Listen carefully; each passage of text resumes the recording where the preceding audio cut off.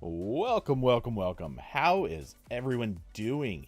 It is July 9th, 2025. This is the RambleCast. I'm your host, Cody Toombs, and with me I have Corbin Davenport. Hello. So, uh, I mean, we already know what the intro topic is. Um, but there are people who are angry about a woke Superman. It's true. That's what I've heard. Yeah. No, there was we're just gonna dodge that, I guess. But no, there's been rampant consumerism. Prime Day is still happening technically. Um, I'm sure it'll go on for who knows how long. And there are things being purchased. Amazon warehouses being stretched to their limits, and I'm sure they will report record sales yet again, despite an economy that doesn't seem to support that notion. I don't know. Part of me wants to think that because this keeps getting worse every year and because of the general economy stuff, this could be the one time we could get to the point where they have a Prime Day that is worse than the previous year. And we will only find that out when they put out the press release that finds something else to brag about other than this was the biggest Prime Day ever, and that'll be the smoking gun. Um, Yeah, pretty much. but yeah, I don't know. I'm not buying anything. I don't care. I had a couple price alerts go off on things that I would like eventually, but I don't need at any point in the near future. And I just bought a MacBook Pro, so I need to not buy things I don't need for a little while. Um, so yeah. You know, that's actually, you bring up an interesting point. I do get price alerts for things on my whatever list it was, and I don't think I've gotten any of those.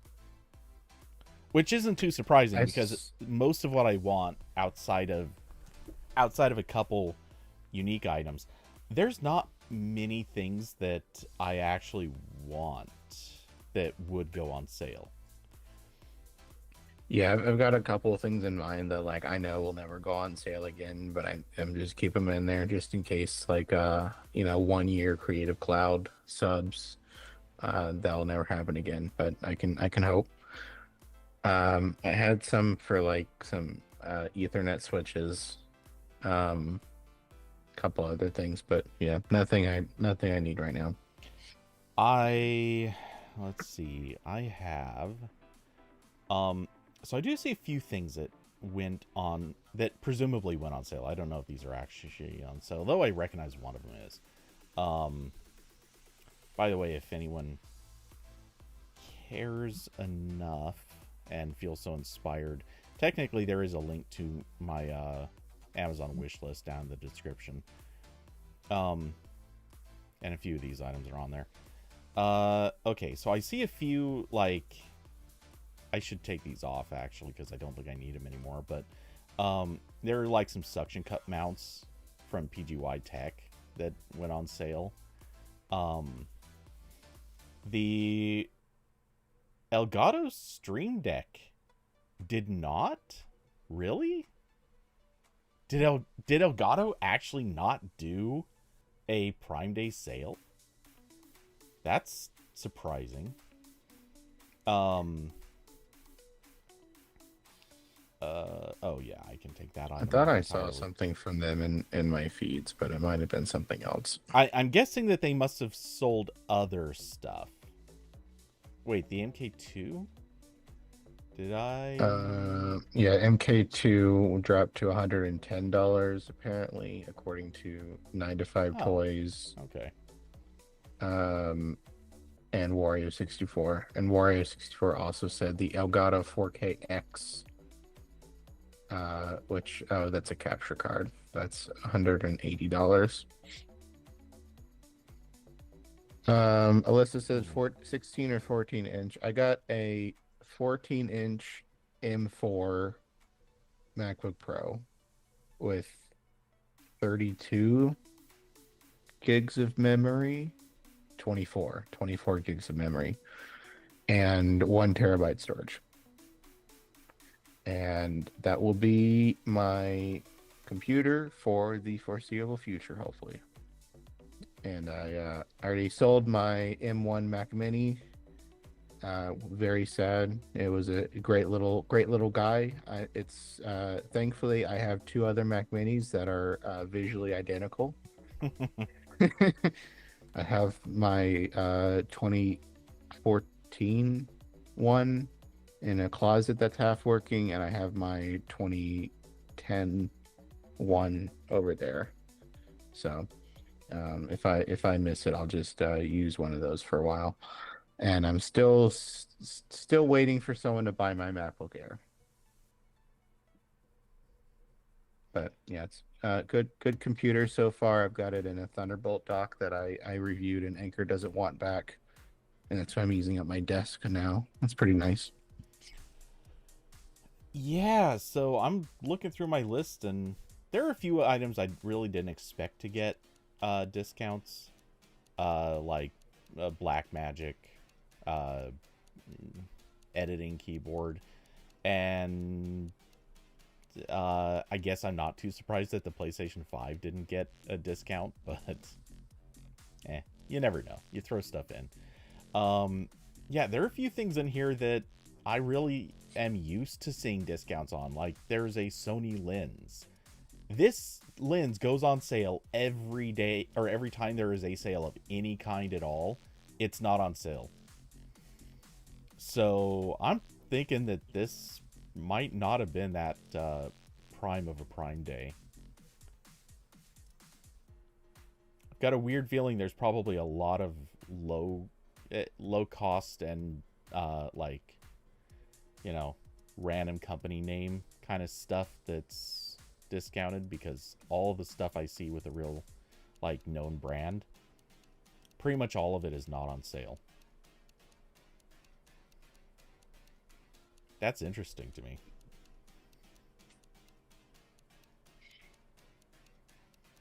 Hmm.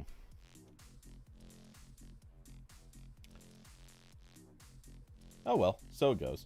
Um cool. Well, so that's happened. All right. Well, let's see. So, yeah. Uh I guess all I can say is my Prime Day was made up of picking out items from Vine. So at least I can say I got something for Prime Day. Um but speaking of things that we probably will or won't think too much about beyond this, Samsung also had things going on today. They had their Unpacked event. It Yes. it's real. Um, Sorry, I'm trying to. This stupid thing popped up. Close, save. Okay. All right. Yeah, so Samsung had its Unpacked event today.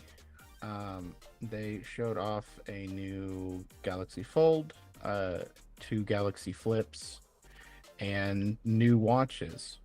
Um, and I think the main thing is that if you weren't sold on foldable phones already, like me, then these will do nothing to change that, almost certainly. If you are sold on foldable phones, you might not even like these. um, for reasons I'll bring up in a second.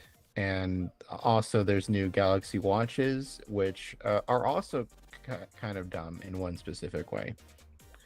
So I guess I'll get the flip out of the way first, because I have the least to say about this one. The Galaxy Flip is still, like, I think the most popular folding phone in the US. Maybe the Moto Razr is up there, but this form factor is so much more popular around here than the book because it's smaller and cheaper, and it's fun, nostalgic. It's just like in the early 2000s when you slammed your phone shut to end a call. It's real fun. And it's the usual internal chipset improvements. This is using the same Snapdragon 8 Elite for Galaxy, I think it's called, as all of the S25 phones.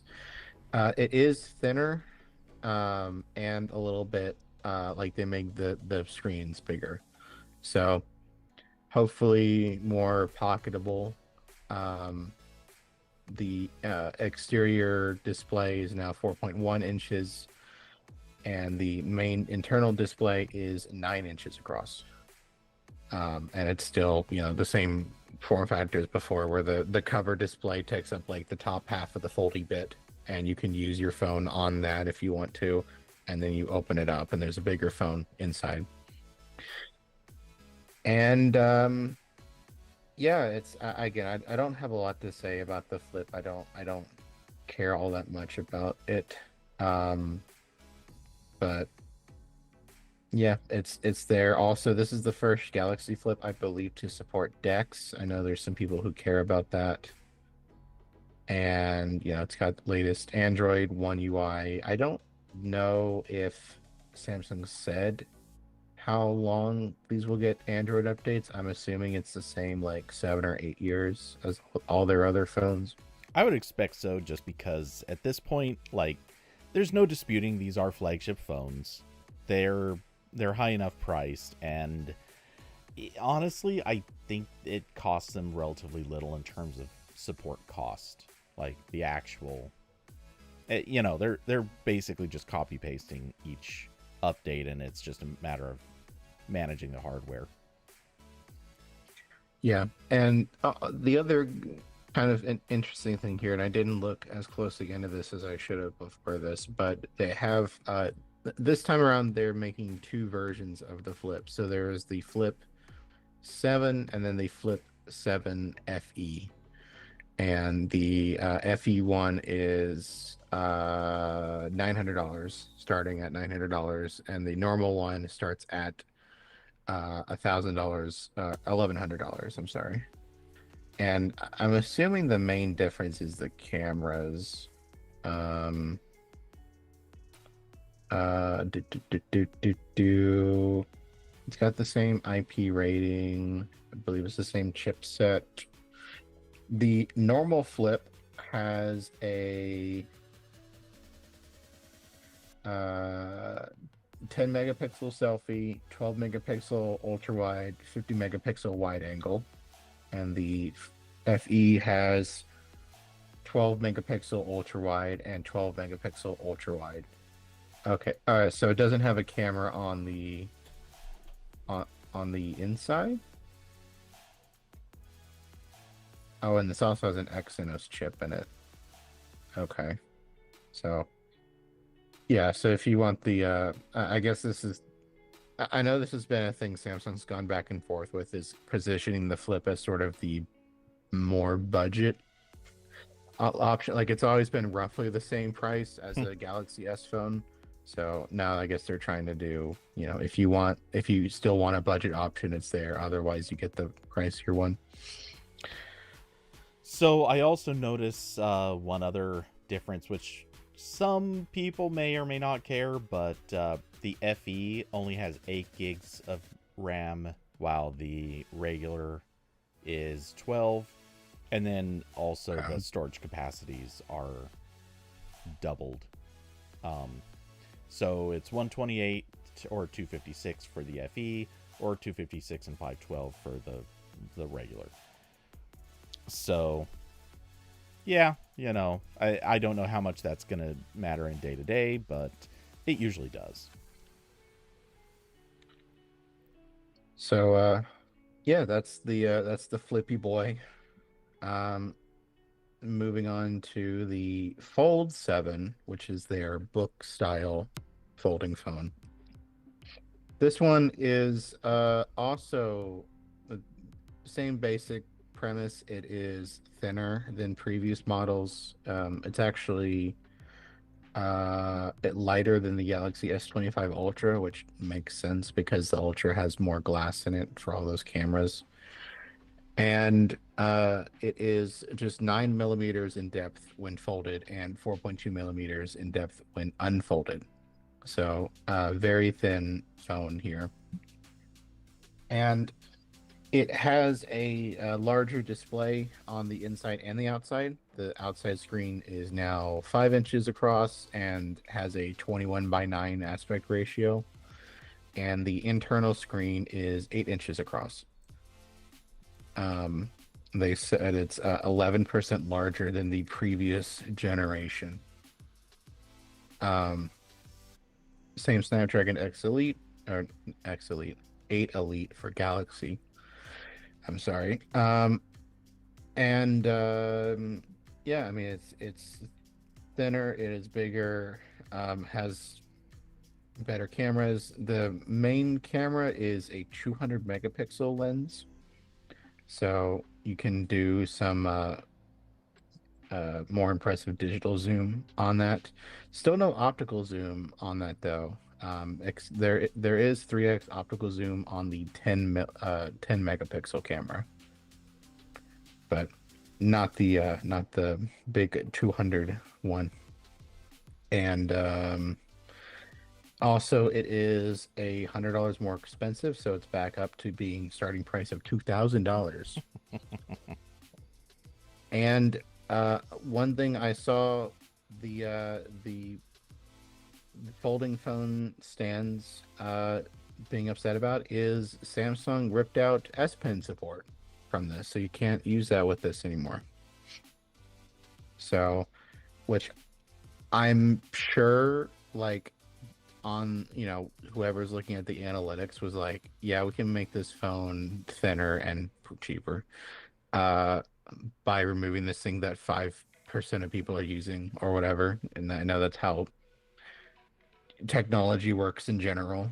But I think it is at least weird to start ripping things out of the phone that cost $2,000, and also on a device that is like already catering to a niche. It's kind of like, I don't know. I feel like this is the phone you built for this thing. You should support that form factor, but I don't know. I saw a lot of people complaining about that specifically. I gotta say, like, in my mind, and I know that everyone has their different use cases and scenarios, but in my mind, when you've got a screen the size of the Fold, at least at max size, that feels like a drawing surface. Are you going to use it for drawing? No, nobody does. It's a nice fantasy, but no one really does it. But still, it feels like a place where you might want to take notes. It feels like a spot where you might actually be using the S Pen. Yeah, I mean, I saw people saying like, yeah, I use it for notes or I use it to like sign PDFs, that kind of stuff. Like, yeah, I mean, normal tablet stylus stuff. Yeah, and for that reason, it does feel really strange to want to take out like one of the few things that was actually like a unique feature. It's going so far as to say it even feels sort of like one of the things that differentiated the brand. And then they certainly used to do a lot to push the S Pen as one of those brand differentiators. So I don't know that I'm in agreement totally with the group that's like, oh my god, where'd our S Pen go? But I also think I am in agreement with them, at least in the like, seriously, what are they thinking? And is this just a cost-cutting measure? Is this the only way that they could get it that thin? And of course, the classic question: do we need it that thin? Yeah, I don't know if this was a thinness thing or not. But I don't know. Like, it is just kind of weird. Like, I if I'm paying $2,000 for a phone, it should have every bell and whistle. Like I'm assuming this phone could still be thick enough for a headphone jack or like an IR blaster or something like or micro SD card. Put that in there. Like I don't know. It's just kind of weird. And I personally still have no interest in using a folding phone as my main phone.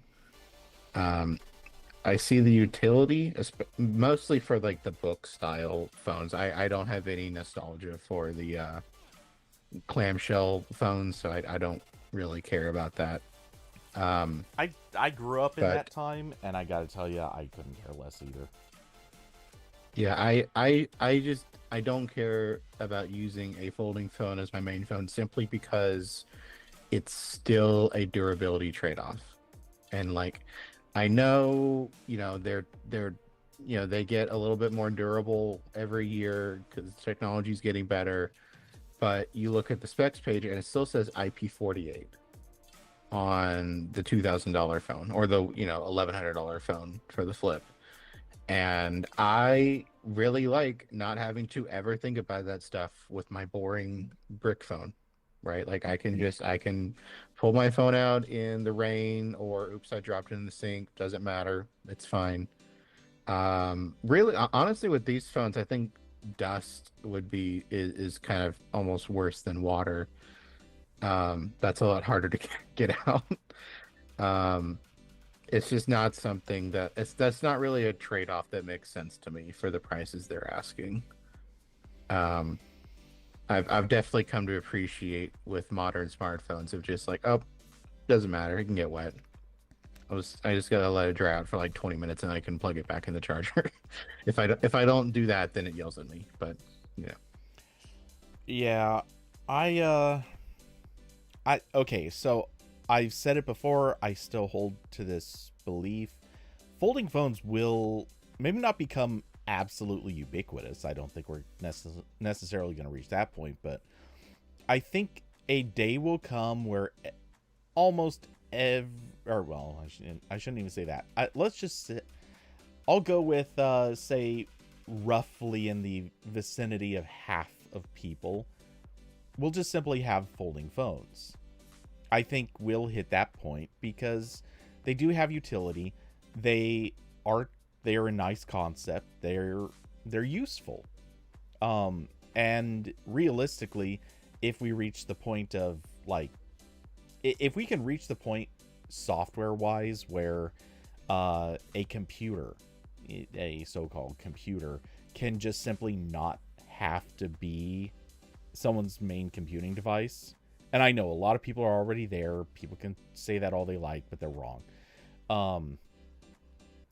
But the point at which a lot of people could realistically like get things done on a phone, then I think the size of the screen on a folding phone becomes a huge advantage at that stage, and it's worth considering that as the maybe not the main computing device concept, but it could be for a lot of people. So I think one of these days we will get to the point of, yes, folding phone, that's a thing almost everyone will want to have or will have. That being said, I'm also the opinion that that day doesn't come until the durability issue is, for all intents and purposes, completely solved. I think I think a lot of people are not eager to have a phone that for, let's say, $2,000 is effectively just waiting for one bad spray of water or one moment when you've had maybe a little bit too much to drink and, you aren't careful with it and it goes tumbling out of your hand and skittering across a parking lot. I know, normal phone, you're thinking, yeah, that's still going to scratch it up. You might even crack the screen. Fun fact, it's probably still usable, even with a cracked screen and scratched up. Folding phone, good luck. That screen is yeah, cooked. and even if you smash your screen completely, um, you can get that replaced for less than the cost of a new phone. But that's not really the case with folding devices. That's Yeah. just a lot more expensive. But yeah, and the durability stuff is also on top of all the other stuff that is already rough with long-term usage of a smartphone, right? You still got the battery that's going to degrade over time. You still, I mean, my big thing with smartphones is the oleophobic coating on the screen. That's why I still put screen protectors on everything, because that gets really annoying after you use the same phone for 8 months, a year. Like it starts to become noticeable that like you will never get all the smudges off your phone screen. Um, and I think Samsung still does like they'll still replace that upper layer for you on the folding phones for free or something, but uh screen protectors for folding phones are not really a thing. They it doesn't really work like uh so again, just more stuff I don't want to think about. I'm totally planning on keeping my boring iPhone 15 for uh I don't know, a couple more years, like unless something radically changes and I need the latest phone for work or something. Um, totally fine. It's still going strong. I'm probably gonna get a replacement battery like near the end of this year, maybe, if I'm to that point by then. But totally fine otherwise. So Alyssa's saying, I probably is a joke, but we'll have microchips in our brains first. This is the other thing that I have said for many, many years. I think implantables will become the thing that replaces phones. And before VR headsets really fully capture people, I feel like maybe not an implantable, but something that is sort of like a halfway between VR headset and an implantable will probably be the thing that prevents VR from actually being like the thing. Sort of in the same way as like it was obvious at one point in history that Blu-ray had won the format war over HD DVD.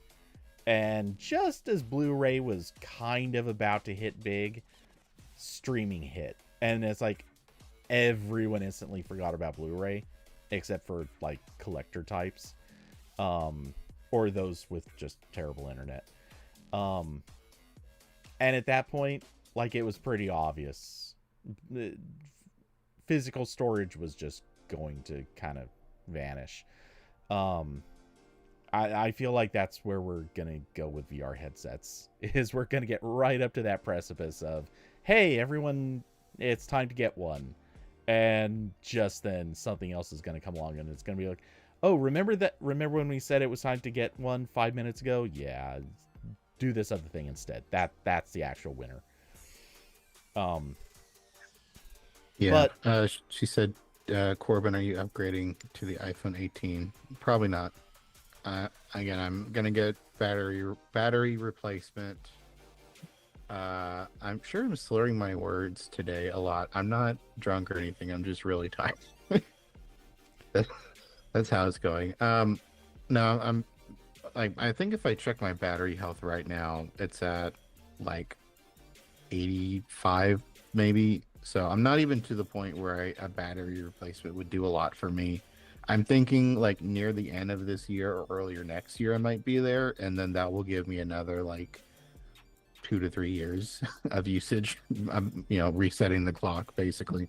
mm-hmm. So that's the plan. Especially because iPhones have really nice resale value, so it's not like I'm not jumping on crazy discounts for the next model like I was when I was going between Galaxy phones, where I upgraded. I think it was from the S20 to the S21, because with the trade-in Samsung, it was like with the trade-in and the education discount and everything else, it was like $100. So it's like, yeah, like the phone I have will deprecate far more than that.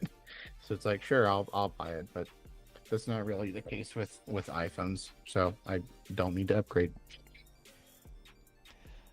Yeah, I mean, Touch ID will be back by then. I would hope so. I don't. I still hate Face ID.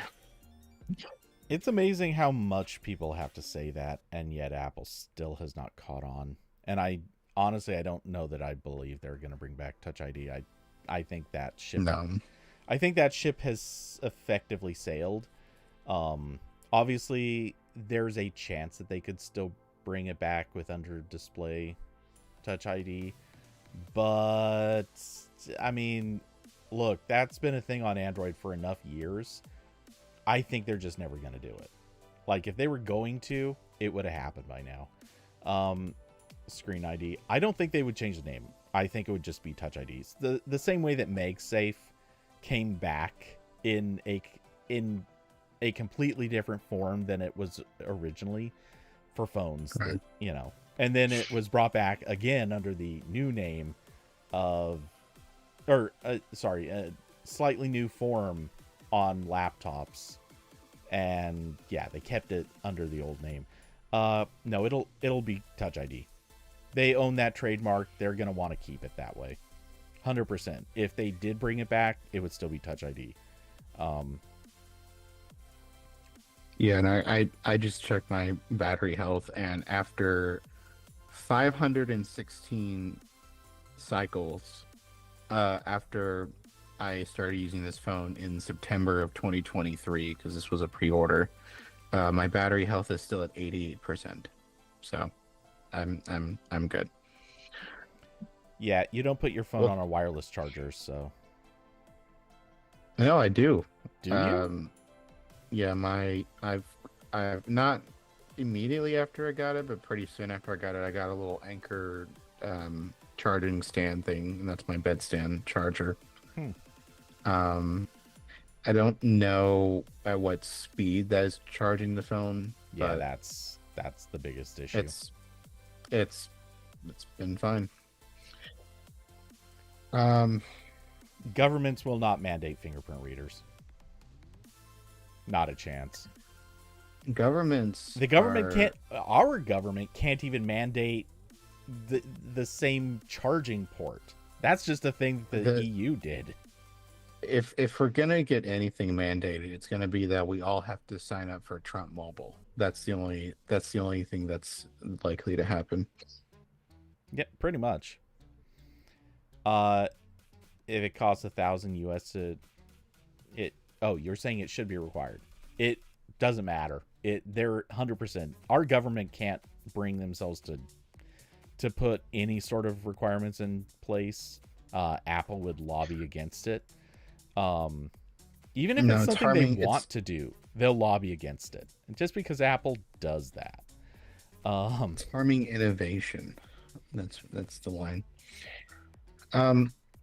So yeah, that's the Galaxy Fold. Kind of disappointing, I guess, but I don't know. It's there for the people who want it and who don't need an S Pen. Yeah. And I'll just say it. I feel absolutely zero interest in either of the. Granted, I'd kind of like to try a folding phone, but I would never want to pay for it. Yes, if I had unlimited money, one of these would absolutely be like my second phone to use sometimes when I'm bored. Yeah, that would be fun because I do have fun with them at the Best Buy stores where you open them and half the time the screen's already completely busted because some kid went in there and slammed the phone too many times. Which, honestly, I kind of don't know why they don't have those, like, locked away, or, like, you have to have a salesperson, like, come over and hand it to you, or whatever. Like, just having them out, it feels like that is hurting the brand for folding phones way more than anything. Like, who wants a phone that they walk in and find, oh, they're all broken? Neat. I really like the idea though of like I need to get the person at the store to unlock the shelf for allergy meds, and also the folding phone. Like, can you just get this one too while you're over here, please? Thank you. Yeah. Thank you, underpaid Walmart employee. Well, in point of Um, fact, when I went to Walmart to get a controller that I'm absolutely going to be returning fairly soon, um, yeah, I had to nag one of their employees to come unlock that cabinet. Which also, just as a side note, holy crap, Walmart, get your employees to actually like pay attention. If you have someone literally like waving at someone and they just walk straight past you and just do not care, pretty bad sign for customer service. Just saying. Okay. Anyway. the last time I went to one, there was like the one guy in charge of unlocking all of the ones for like the entire electronics. So of course it took forever. Yeah. I honestly, I can't. Great, I great, can't think of a great story I system. hate more. It is truly astounding. You go in there and you're like, this is why Amazon has killed everyone. Yeah. Because they've made going to a real store absolutely insufferable. Well, Because you and might shoplift something, so we have to treat you like trash. well, not only that, but the customer service has just always been kind of crappy at Walmart. But then I think back to many, many years ago, a buddy of mine was going to get an iPad. And so, for reasons that make no sense now, we drove the hour up to a Best Buy.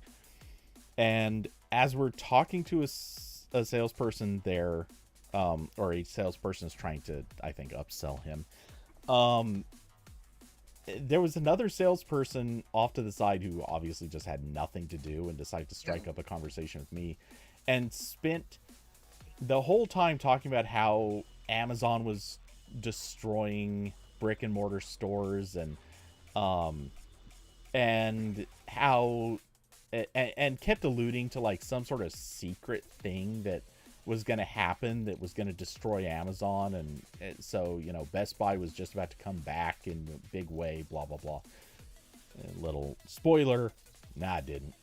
um anyway, I just remember thinking through the whole time that this sales attendant was talking, I'm just thinking, I've never walked into a Best Buy where I found the customer service not to be absolutely intolerable. I've never walked into a Best Buy where I thought I ever want to come back here again. It's never happened. I've never walked into any electronics store ever, with the exception of Fry's. Fry's was delightful. But I've never walked into any other electronics store and thought, yeah, this is something I want to go through more of. And, so outside of Fry's, I just, I'm sorry, but I can see why Amazon's kicking your butt. It's obvious. Anyway. And both companies hate their employees just as much. Yeah. So last thing here is the Galaxy Watch 8 series, which might be the most disappointing. I will say I'm a little bit biased against the Galaxy Watches because the last one I had just straight up died. Like it was just there was some point where I had it powered off for a while when I was like switching phones that I didn't want to pair it to the phone I was using, and I went back to it and it just wouldn't turn on. Never turned on again. Good old Sleeping Beauty syndrome. Yeah, so the new Galaxy Watches unfortunately got hit with the ugly stick. If you look at them, they're now squircles. The screen is still circular, but the like casing is closer to a square. It's not exactly square, it's still rounded, but like it creates like weird bezels on the corners of the circle, and it just looks weird. I don't like how this looks. I think if you're gonna make a circle smartwatch, make a circle smartwatch. If you want to make a square smartwatch, which I like, then make a square one. This is the worst option. It's really gross. And yeah, they've got, the usual mix of different sizes and Bluetooth and LTE models. And there is the Watch 8 and the Watch 8 Classic. I didn't look closely enough what the difference was with these. I think the Classic was the one that used to. Oh wait. Okay, yeah, it's just kind of like the basic frame. And oh wait, no, I see it. Okay, yeah. So the normal Watch 8 is the Squircle one. The Classic is it's keeping the round design. Um, so yeah, that's what that is. And yeah, Alyssa beat me to it. The main downgrade here is that it no longer neither of these support standard watch bands, which is the thing that Samsung has been doing since forever. And Apple has been using proprietary bands. Google has been using proprietary bands on the Pixel Watch. And Samsung was kind of the last holdout here, and they've also decided to do the stupid proprietary bands. And I saw you can get one of their uh, like normal sport bands for like $50. It's the same ridiculous nonsense as every other one. So there will eventually be third-party options, but if you're upgrading now, you can't use all your bands you've accumulated over the years or use with other watches. And I'm sure there will be adapters and stuff, but those, Those aren't are always ugly and a ideal. pain. Yeah. Okay, so I guess there's never been a better time to say this or do this, but dear EU, look me in the eyes. Look me in the eyes. EU, listen. You fixed charging ports, and you did it under the pretense of let's get rid of e-waste. Don't look away. In the eyes. Look me in the eyes. EU, listen. You can fix this too. Smartwatches are a very, very simple thing to solve here. Force the companies to come up with a standard. That's it. And it can have variability, like different size standards. It's okay. Don't look away. Back to the eyes. EU, listen. You did it once. You can do it again. You're the good guys here. Just keep telling yourselves that. Never mind all those times that you were colonialists. Never mind all the various countries that you destroyed along the way. Listen. You can fix this one too. Do the right thing. Put an end to stupid proprietary watch bands. You can do it. This is all. I don't know if they. I like the idea of like the EU itself colonizing. I wish they would colonize us, to be honest.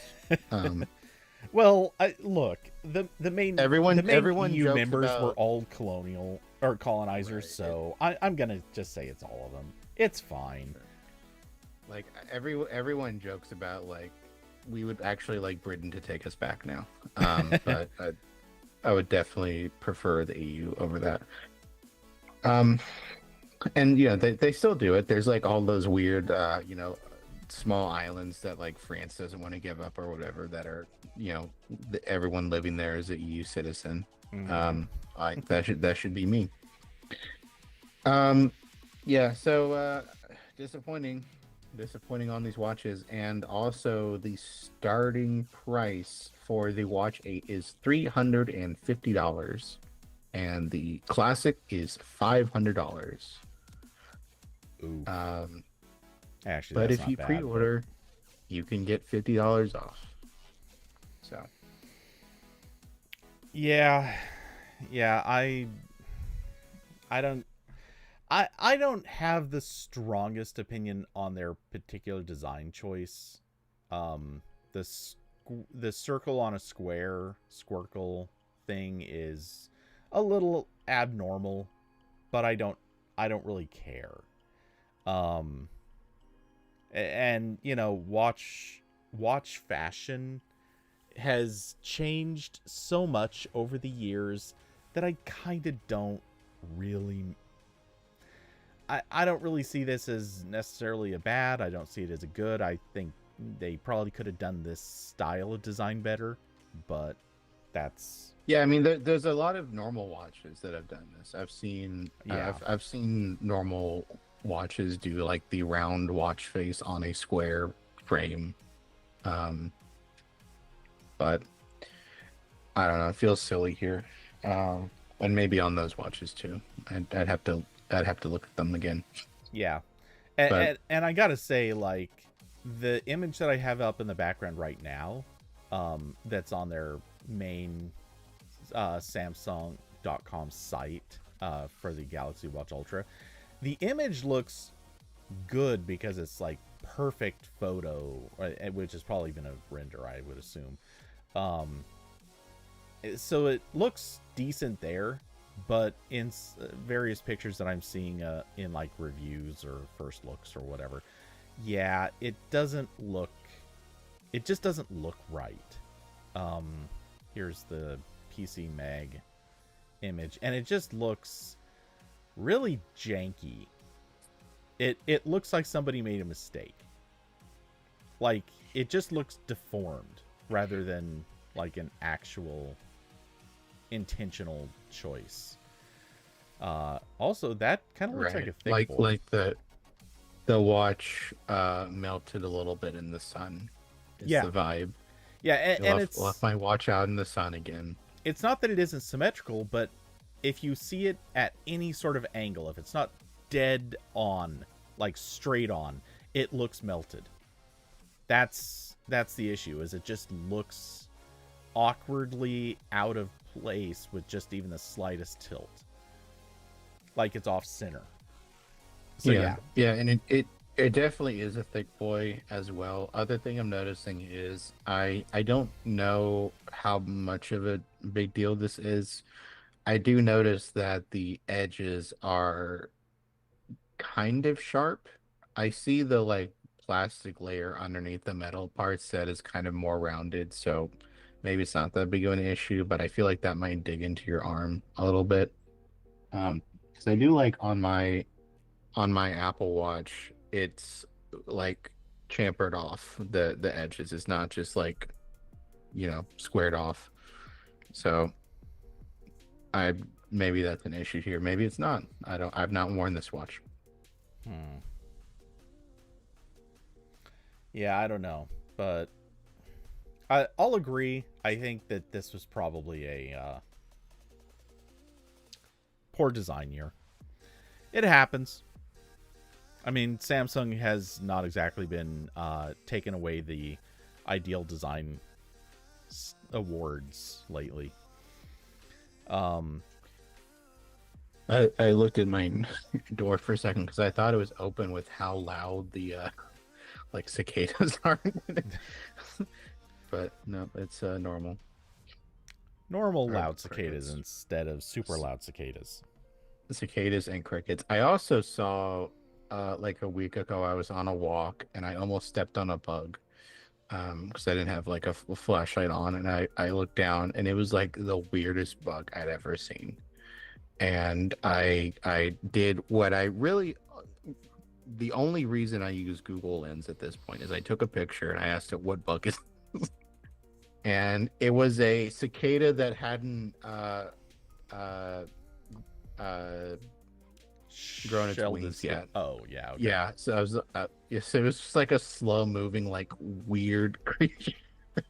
It's like I've never seen this before. It's kind of horrifying.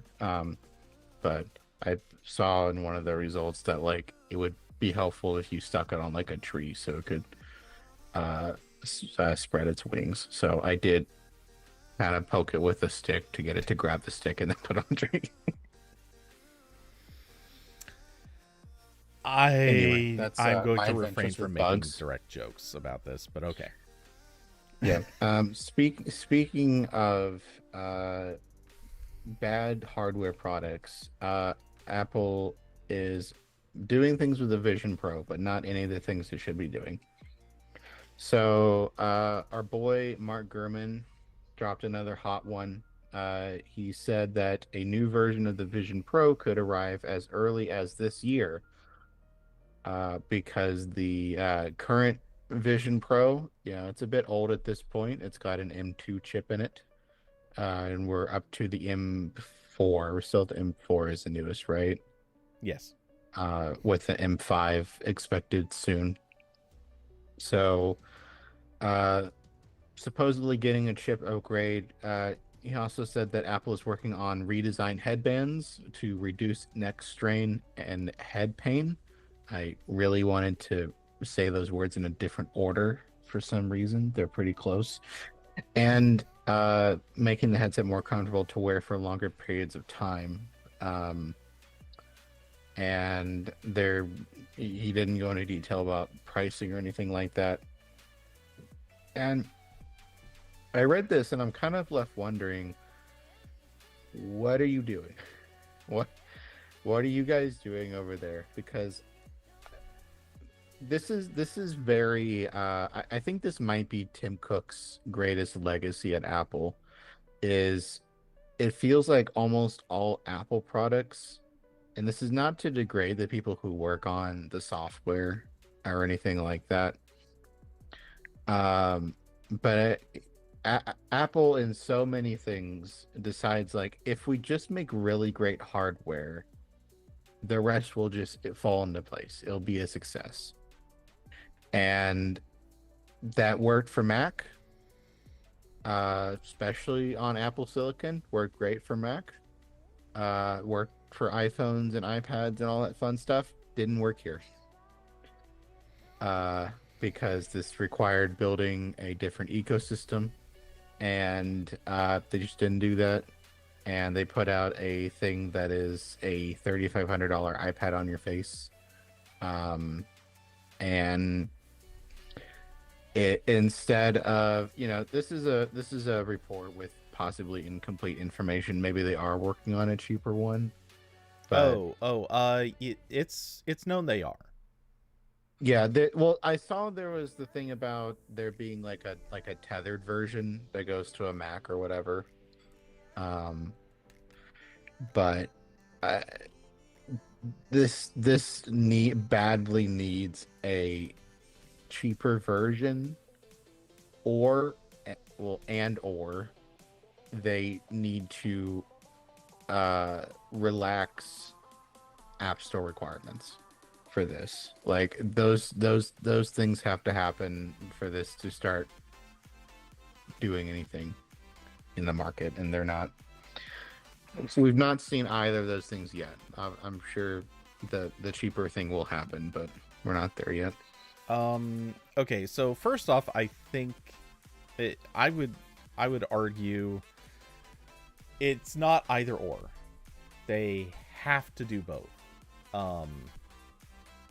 Just easily they have to do both, because you're never, well, not never, but on a long enough timeline, you're really never going to have, or you're not in the short enough timeline, you're not going to have enough people saying, ooh, 3,500, sign me up right away. Like, most people cannot afford that. That's the price of a really, really top tier PC, or even a pretty high spec like MacBook Pro.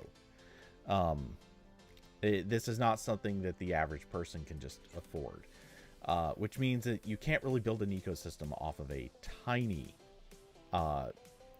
tiny, relatively speaking, tiny group of people. So they have to have a cheaper model, like, just plain and simple. That's all there is to it. As at least in this economy, for sure. And then there's the issue of what do you run on it? And a lot of people, even if they can afford it, might just simply look at this, and they could do that whole thing. Let's just say everyone could afford this. A lot of people do that thing where they buy it, try it, realize, oh, there's just nothing here for me, and then it becomes drawer candy. You toss it in, it sits there, and you might pull it back out in 6 months or a year. Try it one or two more times, and then you're like, yeah, no, this is over. And then it goes back in there for good until it eventually gets cleaned out. Um, so you have to have both. Like, plain and simple, there's no question to that. That being said, I've seen a lot of people criticizing this report on the basis you just gave. You know, basically saying, "Hey, why isn't there a cheaper one? Shouldn't that be your main priority?" I'm going to take the sort of devil's advocate defense of Apple on this one, just on that account. Like the killer app thing that everyone's calling for, that I'm not defending. That's Apple screwing up. But when it comes to the hardware, I think what they're doing, because this is what I would be doing, is they're saying, okay, we want to develop this, we want to improve it, and we have to get at least a design right. Because the first design was good in its ways, but it was missing a lot of things, it did a lot of things wrong. Let's get it so that there is a single design that is definitely right, and then we can find ways to make that lower cost. We can find what sacrifices we can make, what compromises make sense once we have the first thing done. Because if you then decide to make a relatively cheaper thing and put that out, and it's based on something that's still not really right, all you're doing is making a larger number of people unhappy at still a high price that is just not as high as the original. That's not a good winning strategy in this case. So yeah, I think Apple is right to be working primarily on a Vision Pro update rather than just a Vision Air, let's say. I don't know what they're going to call the cheaper one, but I feel like Vision Air is fine. Or Vision SE, whatever. Yeah, make the big expensive one better first, and then solve what a lower cost one looks like once you have things polished up enough on the big one.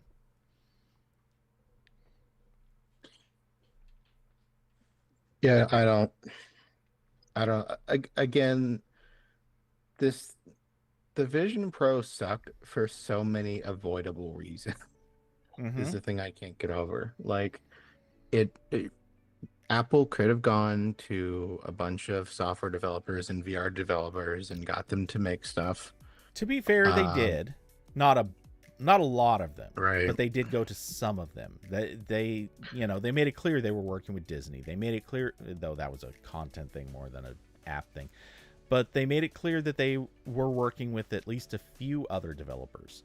And right, they worked with the Unity people and everything else. Yeah. So they have done some of the work. They just didn't do it very well. Or yeah, there's not been much fruit from that particular tree for sure. And as I pointed out numerous times, there's still not really a gaming story, which, seeing as VR really just still lives in the gaming space so much, that it's weird not to have that as part of your product story. Yeah, just truly bizarre series of decisions here. And I still can't get over the fact that this is an iPad on your face, which would be fine if the iPad was already a capable computer, which Apple should have done years ago. This is what all the iPad people have been complaining about over and over again. And yeah, they took another step in that direction this year, but it's still not a Mac. Yeah. And I think like the Vision Pro needs to be more like a Mac, and because it shares so much software, so much of its software foundation with the iPhone and iPad. If I was Apple, I don't know why I wouldn't spend more time and money and resources to get the iPad to a fantastic place. Uh, and that just carries over to the Vision Pro. That's free real estate. But because they haven't fixed the iPad, the Vision Pro is still not fixed, and we're still in this position where if I bought this, I couldn't do programming on it. I couldn't do my work in the same way because it doesn't have real Photoshop. Um, I would be, it would run basically like none of the games I want. Like it's just a bizarre series of choices that got us here, and I'm sure part of the calculus is there. If something is possible, but it can't be done within the confines of the App Store ecosystem, they won't do it, and that is part of the problem. But it's not the only problem. Mm-hmm. They could make the iPad much closer to a Mac in a way that still gives them a 30% share of all software sales. They haven't done that. Yeah, and look, I don't know how realistic it is to look for the killer app yet, because this is still a platform that's difficult to have a killer app outside of games. You know, let's be honest. That the Right, VR already has a couple of those, but they can't come to the App Store. well, there's that, but also they're all games. Like I know that there are other types of sort of killer apps in VR and AR, but they're not that motivating unless they're games. Like Beat Saber, Right, like objectively was the killer app, and it was a game. What was it? Project Alex or Alex, whatever it was, the Half-Life. That was kind of the killer game for a while. And there have been a few other killers, but they were all games. What outside of gaming has been a actual killer app in VR? And the answer for the most part is basically just like, oh, you can test what your furniture would look like in a part of the room, or you could, you know, use Google Maps or something and walk through a space with perfect which you can do on every phone now because we're really good at AR software now. Yeah, though that's on a phone. Every phone has multiple cameras. Yeah, but you can't literally wear it on your face and walk around with it. Not saying that that's something you want to do, but it is a thing. And Google Glass was already basically doing that, just not in an AR capacity. And so, you know, I don't think anyone has conceived really of what the killer app, so to speak, would be for a giant thing that you wear on your face. So it's kind of really not suited for public consumption. And like, if it's not for public consumption, then what are you doing with it? Like, where are you going with this thing that you can still have a killer app? So to me, that whatever the killer app is, it's something that you're going to do around your home or office. And at that point, you're limiting it in numerous ways. And it's something that probably has it has to be something that is unique in the sense that your phone can't really do it, and a tablet can't really do it, and your computer probably can't really do it. And once you start narrowing down these things, it's like, oh, there's really very little space for this to have killer apps. And the space that it does have is probably going to require a ton more data. It's probably like live data with servers. It's probably going to require a lot of stuff that might be privacy invasive. It might be something that is useful around a space, but you might need other things in that space to also be digital and provide some other context and useful information. as you start piling on all the different things, it's like there's such a narrow sliver of space for there to even be a killer app, and I don't know how you get to that point without a lot of other technology happening. And so the Vision Pro might just be so far outside of that space already that there might just not really be a better answer. Also, anyone watching the stream, Corbin, I'm sure hasn't seen this, but for anyone watching the stream, you've seen the chat 2 or 3 times now just rapidly suddenly catch up with all these messages, and it's very distracting. All of a sudden, a ton of messages just sweep onto the board because for whatever reason, it's super far behind at times. Also, by the way, I didn't say it earlier, but hi, Carson. How's it going? Howdy. Yeah, the killer app thing to me, it just kind of seems like wishful thinking. Yeah. And I don't think you get there before making the case for the form factor itself. I don't think smartphones, I know there's been several examples of smartphones having what could be considered killer apps, but they weren't required for them to catch on. Like we had the iPhone and the Android boom because they were just better platforms. They were better for everyday tasks. No, you just weren't. No. You weren't around for it. There was a killer app, 100%. The iPhone had one killer app, which literally was the killer app, Safari. Back in that time period, having a browser on a phone that was actually nice to use, that was the killer app. Trust me, this was such a huge deal. It was the only app for a while. Well, on the iPhone, yes, but then there were already web browsers on Windows Mobile, and they were passable at best.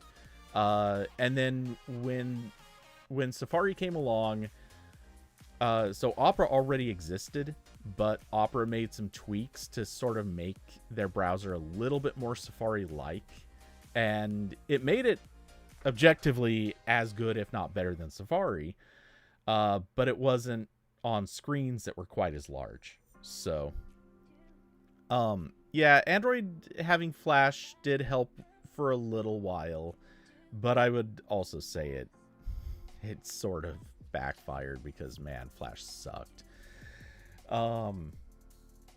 So, little of column A, little column B there. But yeah, smartphones. The fake beer. Yeah, I was thinking of the beer app. That's what I thought Cody was leading up to as a joke. No, not at all. The one, honestly, I remember because I was there, Cody. I'm not a toddler. I had original iPod Touch. The one thing I remember being very cool besides Safari was Shazam. That was another one. That was pretty cool for the time to just be like, I vividly remember like just being in a rush. I'm like, wonder what song is playing. Open Shazam. Oh, that's what's playing. That's very cool. Yeah, and back in those days, the quote unquote killer app, there was a reason why this term became so overused and so irritating, but no one was talking about it on a platform basis. Everyone was talking about it on like the killer app in a given space. Like, oh, the killer app for music is Shazam. The killer app for this is Instagram. The killer app for this thing here is Yelp, I think was probably the review killer app. Yeah. There were individual spaces where it was the killer app. The web browser, I would argue, was the killer app that made the iPhone happen, and that's what shifted smartphone attention completely. Like, anyone who had an interest in smartphones was just sort of passively interested in what they had. And then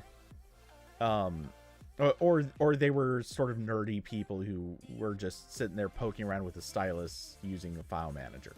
And then the iPhone came along and it's like, oh crap, a web browser we can use with our thumbs. This is awesome. Okay, we're sold. This give me more of this. Yeah, having a GPS in the pocket was also big. Too bad the original iPhone didn't really have it. Because that was really more of a hack than actual GPS. But I won't nitpick that one too hard. Anyway, the and yeah, you know, as phones moved along, and they added sensors, added new technology. Man, phones were so exciting back in those days because they grew so fast. Every year, it was just, look how much more we can do than what we had last year. And they were being sillier with it. Like Verizon would have their commercials of you know, or their phones that were themed to be like R2D2. But yeah, we don't have the whimsy anymore. We've lost our whimsy. Yeah, which I know, I get why, and I'm okay with why, but yeah, it is a little sad to see them get boring.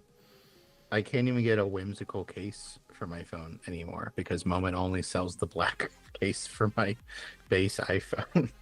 Yeah. And apparently, this is another thing I've run into. It's like, all right, the number of companies making cases that aren't the see-through transparent plastic that makes your phone a bar of soap, have MagSafe in them, and also have the little camera strap mount is very small.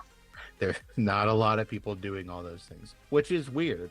Like I look at Amazon and half the cases don't have the MagSafe magnets in them. It's like, why are you like this?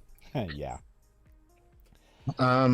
So all that being said, I think that the Vision Pro, there isn't a platform oriented killer app yet, and no one has presented one that or any ideas. Like, I haven't seen anyone bring up ideas for something the Vision Pro could do that changes anything for anybody.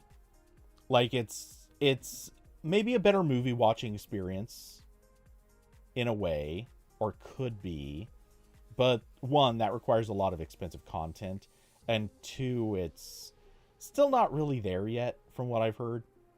Like, even with the expensive content, it's just not that great of an experience yet. It's not. Yeah, and I mean, I also wrote a blog post. I'll put in the YouTube chat. But like, one of the cool things that people have implemented in VR chat is watching 3D movies. And the only, as far as I could tell, the only company that has like kind of looked at that for VR headsets in a legal way is the Disney Plus app on Vision Pro. Has like a couple of them, but that's obviously limited to what's on Disney Plus. Yeah. Also, Disney's not the only movie studio. I think this is one of those moments where we really have to make a very distinguishing point about what is a 3D movie, because that is a really complicated topic that goes in a weird direction when you consider what they used to call 3D movies versus what a 3D movie would be like on something like the Vision Pro. Because 3D movies used to just be back in the earliest of days, it was that stupid like red and blue shifted effect in order to bring out certain things.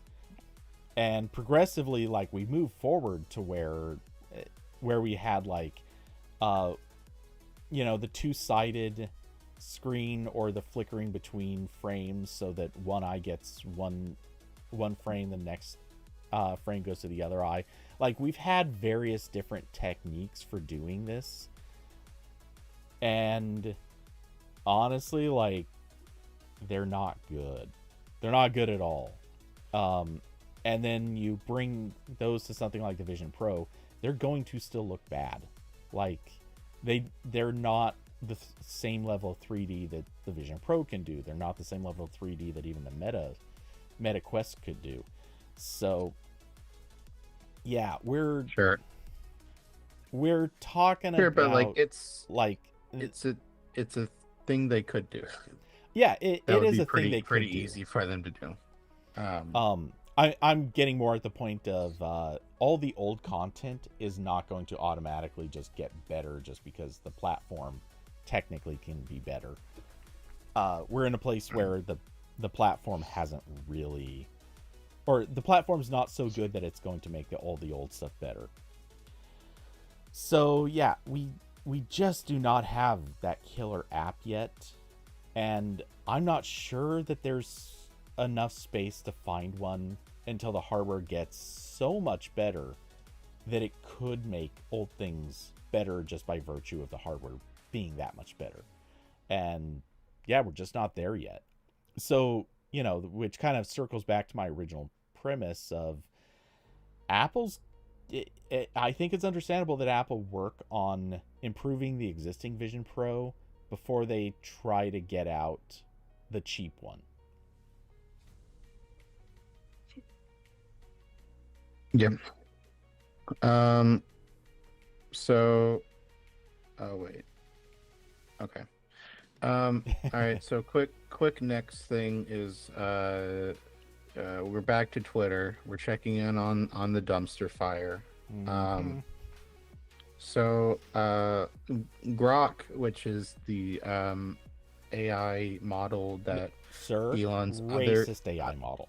Racist AI right. model. Well, I was getting to that. The AI model that is technically being developed under Elon's other company, but is most well known as its chatbot interface through Twitter. And also, real quick, I got a severe thunderstorm warning, so if I drop out, that's why. Um, and Grok has gone off the rails quite a few times now. Most recently when it was just bringing up random things about South Africa in replies, and recently it just went full Nazi. It went full Mecha Hitler. Um, it was just straight up saying the Holocaust didn't go far enough or something like that. It was like making like pointing out how some people's last names sounded Jewish. Just really, really cool things that you definitely want to see. And some of that got rolled back, some of the posts got deleted. But the internet is forever for some things.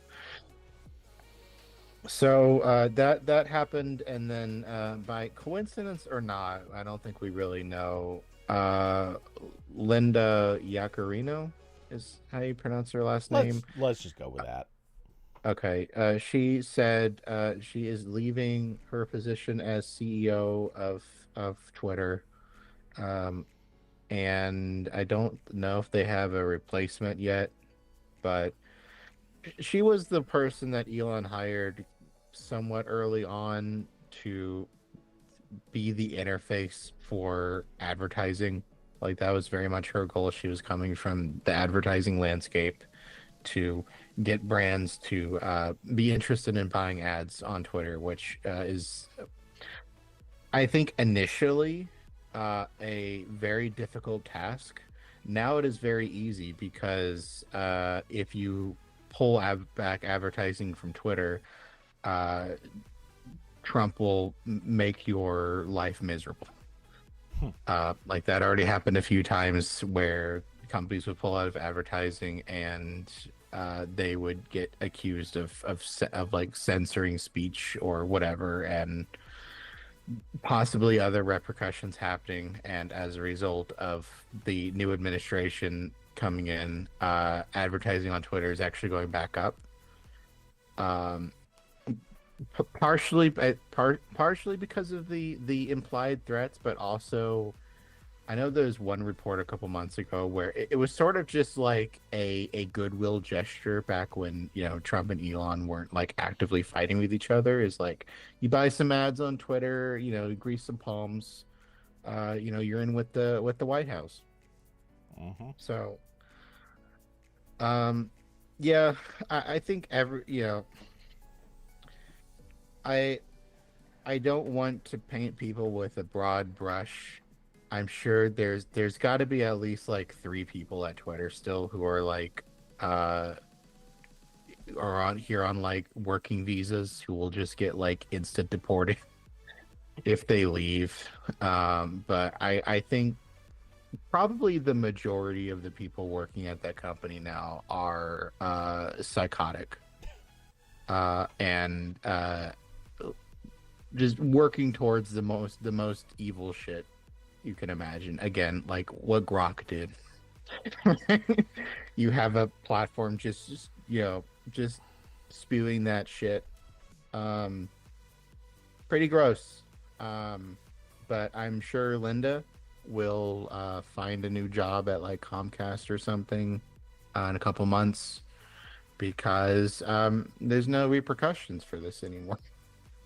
Right. I think in a normal functioning society, you would hopefully not have a upwards trajectory from running a social media site that was calling its own users like slurs and like creating an automated Hitler. I think that would disqualify you in most contexts. But we've now learned that the corporate world now is not particularly shameful.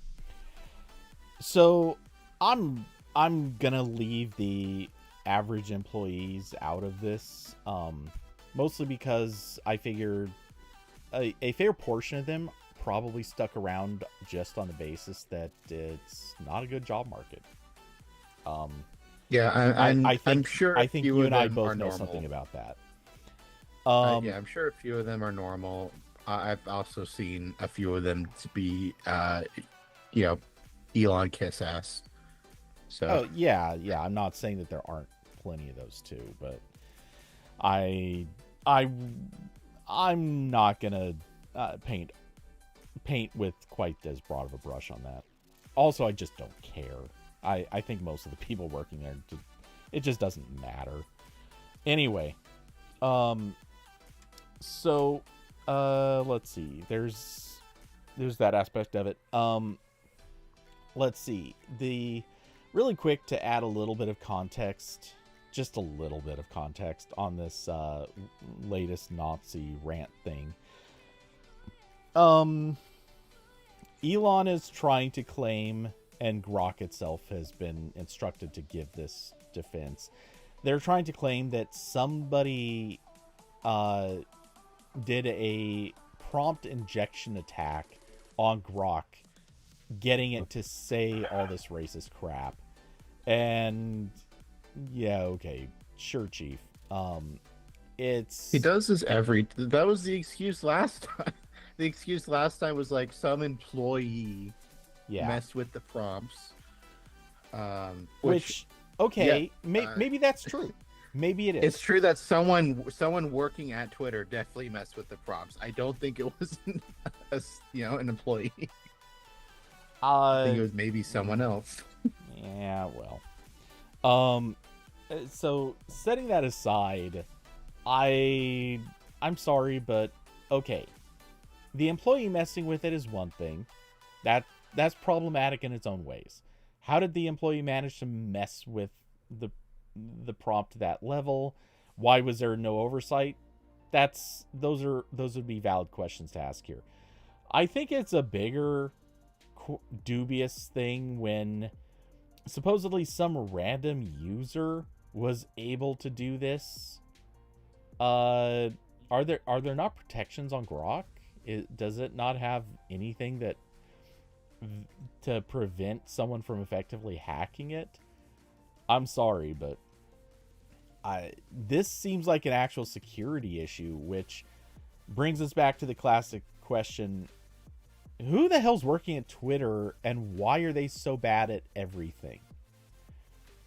Now I will attack the I employees because I think like uh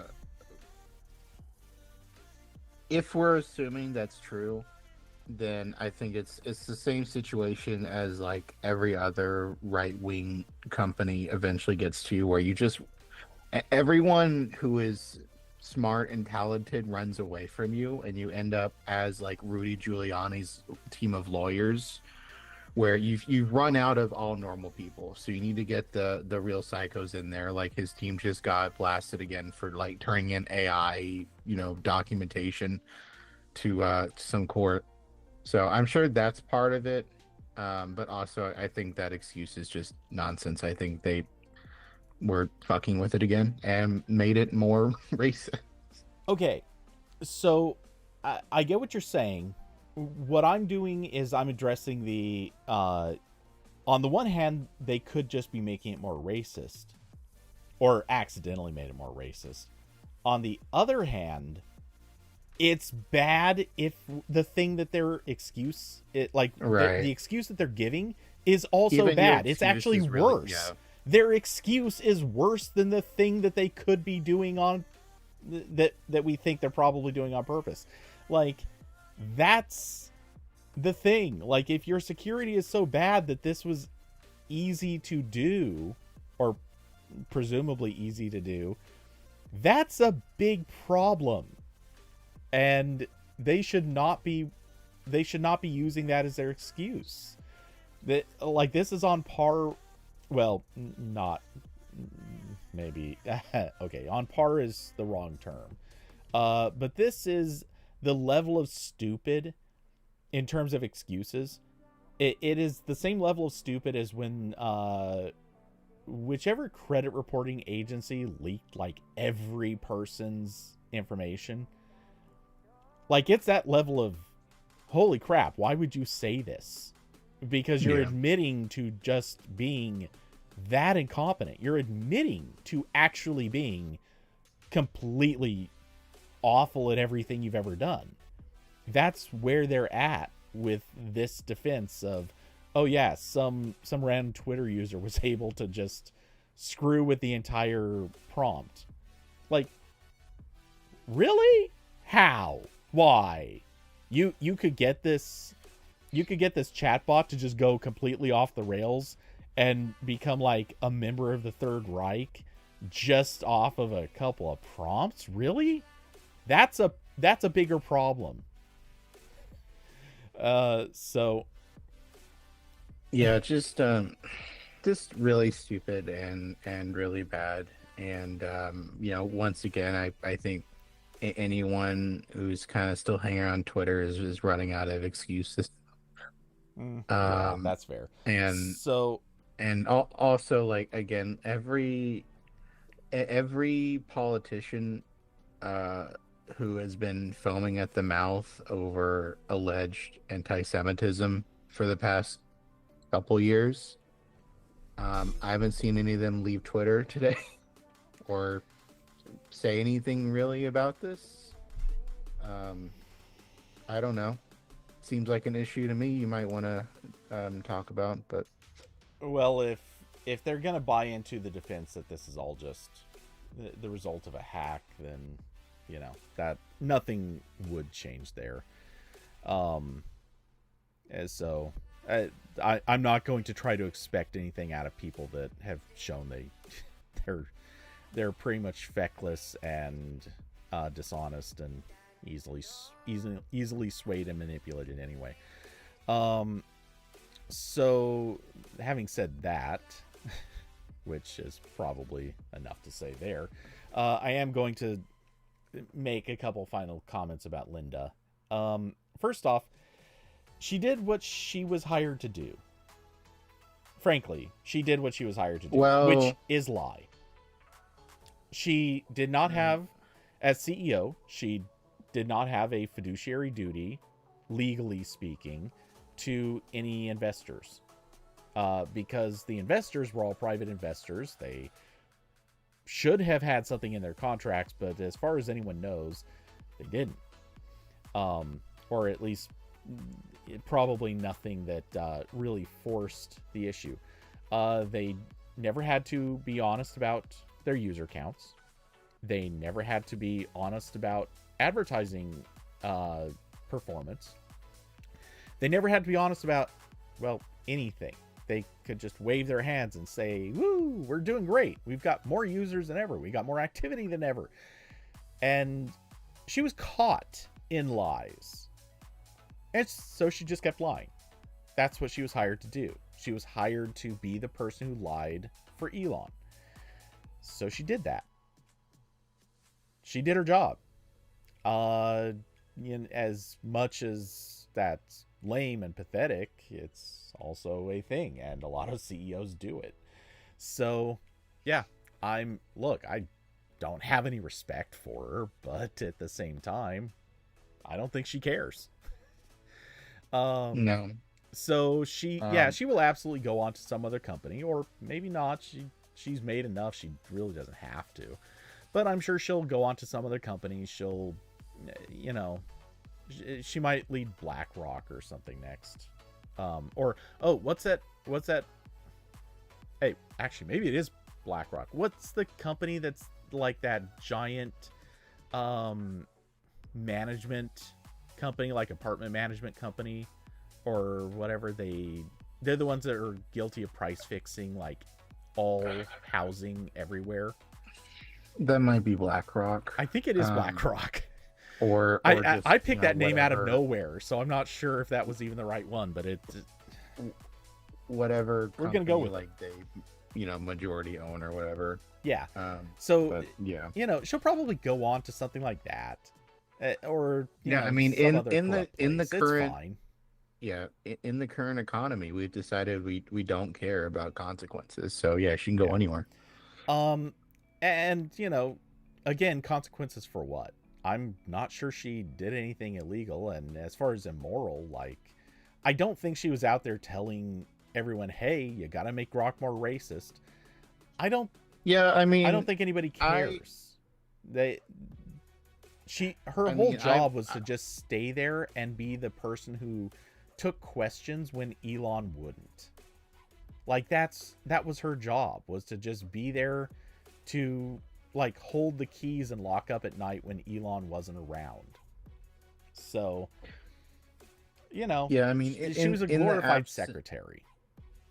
In the absence of blaming everyone at a company when a company does something immoral, which I can only agree with in like very limited context. I don't think I would do that here, but in the absence of that, I think you have to blame the people who are running the company for, if not doing it, like just being fully responsible for what's happening, then at least like supporting it. And that's her crime, is sort of being, at the front of Twitter while it's being a misinformation, dispenser for the right. While Musk is doing all the insane things he's doing, helping parade, but doing PR, like image recovery for this platform that is a right-wing, disaster zone and dangerous and doxing tool. So, I don't.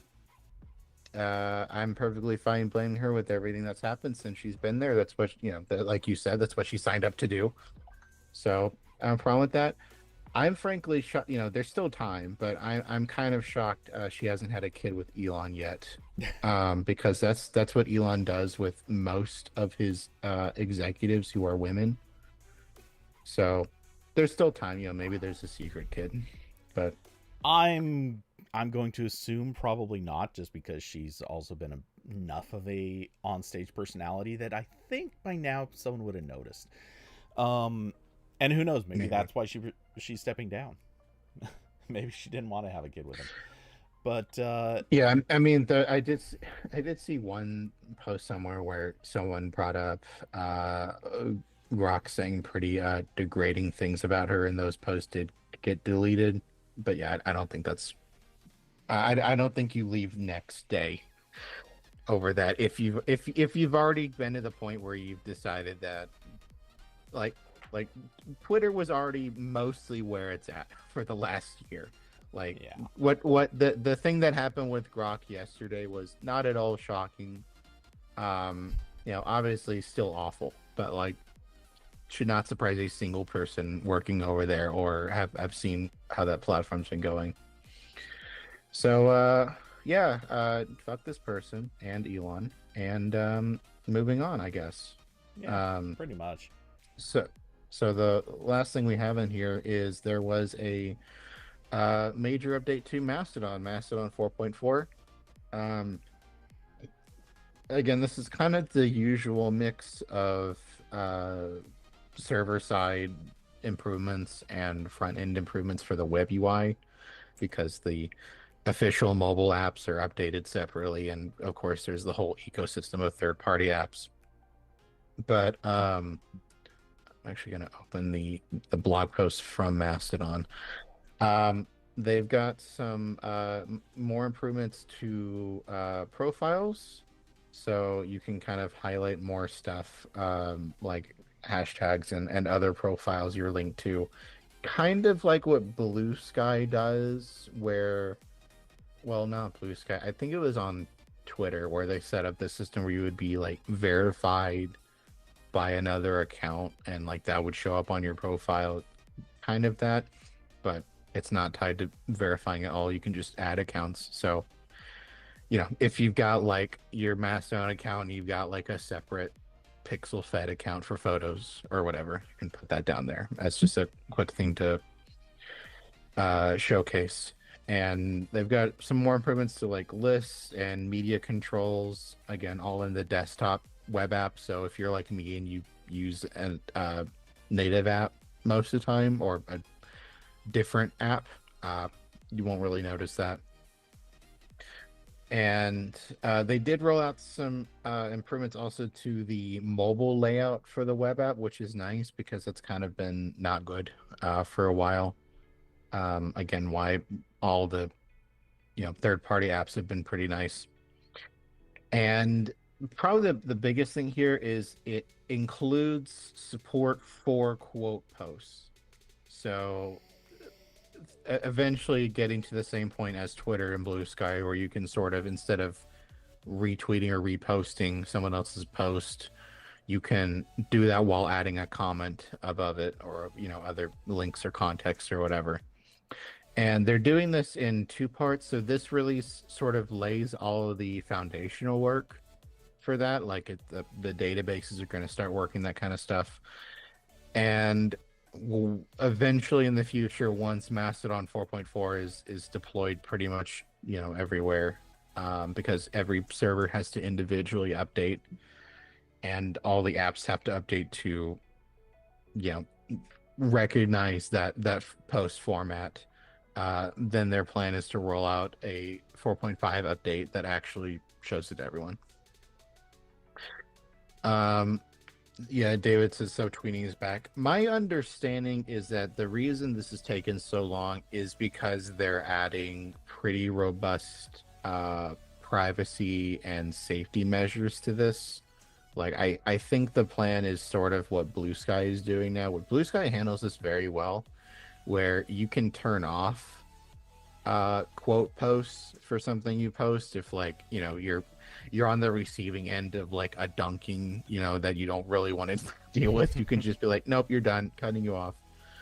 Or turn off replies and that kind of stuff, which that obviously doesn't stop someone from taking a screenshot and dunking on you, but it's adding more steps that kind of de-incentivizes that. So that's really the most you can do. And yeah, I mean, it's a good update. I will say, honestly, the one thing I think I want this more than quote posts at this point, is oh wow, that rain's really coming down now.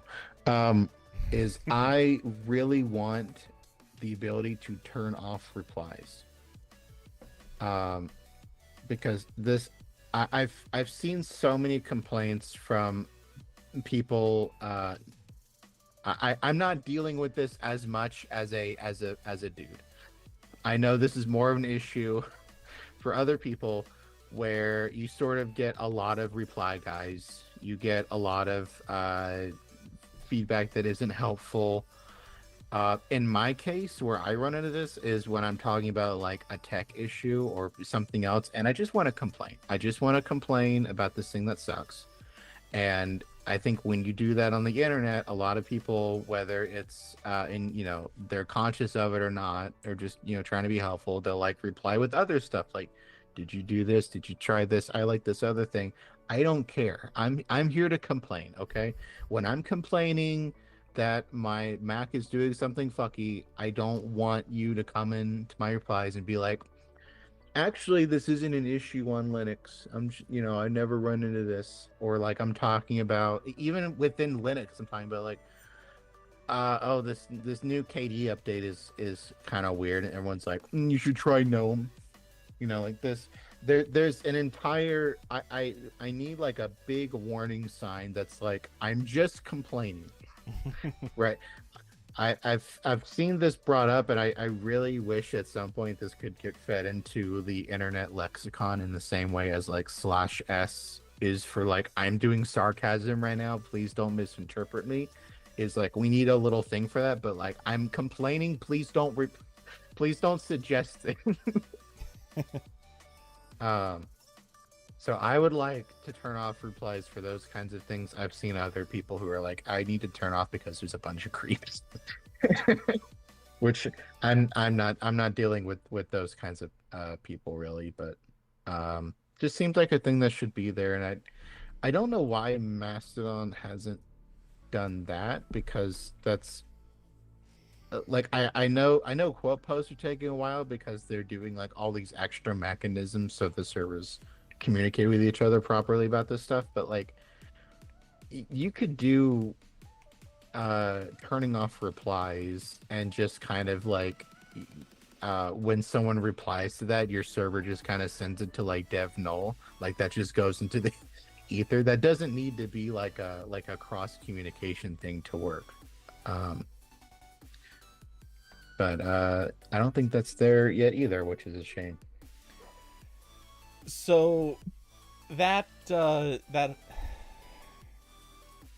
I almost don't want to comment on this, but okay, so two quick things about your turning off replies. First, that seems somewhat contrary to how Mastodon presumably is supposed to work.